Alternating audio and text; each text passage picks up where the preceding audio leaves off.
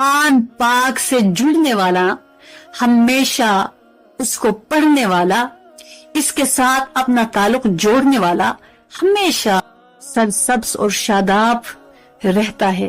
कुरान अपने पढ़ने वाले को, अपने से जुड़ने वाले को, अपने से ताल्लुक रखने वाले को सरसब्ज और शादाब रखता है। तो कुरान किसी के दिल की बहार बन जाता है तो वो कभी बूढ़ा नहीं होता, वो कभी उदास नहीं रहता, वो कभी परेशान नहीं रहता, डिप्रेशन में वो कभी नहीं जाता।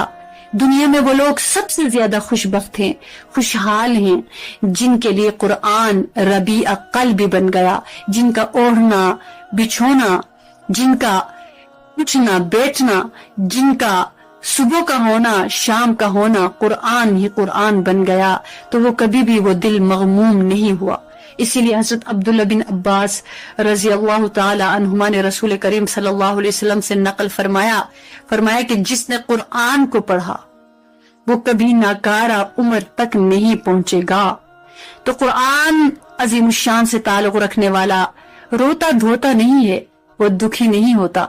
बहार के साथ सिर्फ एक फूल नहीं बल्कि सैकड़ों फूल दिखते हैं।